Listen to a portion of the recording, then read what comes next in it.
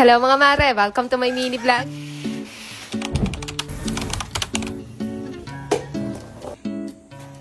Magandang araw mga mare, another day, another buhay nanay, seryo na naman tayo. At eto nga yung ganap ko pagkapasok nila ate at kuya sa school. Nagdidilig sana ako ng halaman dyan, pero eto nga at nagdidilig na pala yung lola ko. At ayan, ang dami na namang mga bulaklak nitong mga halaman namin. Buhay na talaga lahat itong mga tinanim namin mga mare. At nakakatuwa lang dahil wala ni isa nga sa kanilang namatay. Itong katabi naming lote, ayun at may mga pananim na rin dahil magtatag-ulan na siguro. Kaya nag-umpisa na rin silang magtanim. Binuksan ko lang din muna tong pinto sa harap, tsaka itong mga kortina para pumasok naman yung sikat ng araw dito sa loob ng bahay. Sabi ko talaga dati, kapag nagpatayo na kami ng dream house namin, gusto ko yung ganito, yung maraming bintana, dahil eto nga yung wala dun sa bahay namin sa Maynila. Meron lang kami dun isang maliit na bintana sa kwarto, pero parang hindi naman namin siya ramdam dahil hindi rin nga pumapasok dun yung sikat ng araw, kaya ito talaga yung nilook forward ko dito sa bagong bahay namin. Then naglinis-linis lang din muna ako dito sa may sala habang wala pang mga tao at habang hindi pa rin nga nagigising yung batang maliit. So ko kasi malinis na tong buong bahay bago siya magising dahil medyo nahihirapan na nga akong kumilos kapag andi dito na siya. At habang naglilinis-linis nga ako dito, dumating na rin tong asawa ko galing sa paghahatid kila ate at kuya sa school at nagmamadali na naman nga kagad sumalubong sa kanya tong aso naming negra. Ayaw niya talaga umalis dun sa likod ng sasakyan mga mare, kaya bumaba na lang yung asawa ko at sinakay na lang siya dun sa loob ng sasakyan. Pagkasilip ko naman dito sa kwarto, gising na pala dito tong batang maliit at mukhang maganda nga ang gising ng isang bata.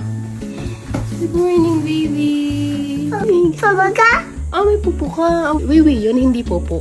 Okay, mo na mama. Morning! Sus! Ay, sus. Saan nagpupunta?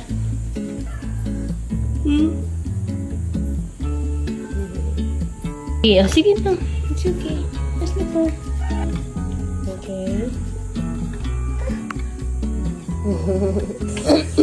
Baliktad! Baliktad. Sus, hindi naman baliktad. Oh.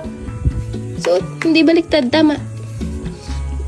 Kapag nagigising talaga tong batang maliit, dito kagad yan dumediretso sa may terrace or dun sa may kubo at hinahanap niya kami kagad ng papa niya. Ang bilis nga lang ng panahon mga mare, parang kailan lang, mahigit 3 months pa lang yata siya nung nag-umpisa kaming mag-vlog. Pero ngayon, eto, ang laki na, mahigit 2 years old na siya kagad. Ngayon at binigay ko lang din muna siya sa papa niya at maaga din nga ako mag-aasikaso ng tanghalian namin ngayon dahil meron din kaming pupuntahan mamaya after lunch. Eto yung nakita ko sa ref mga mare, kaya ito na lang yung lulutuin ko ngayon, chop suey, nakulang ko lang yung sahog. At ako lang ba yung ganito, nakado konting kalat sa lababo ay nililigpit ko talaga yan kaga dahil parang naguguluhan nga yung isip ko.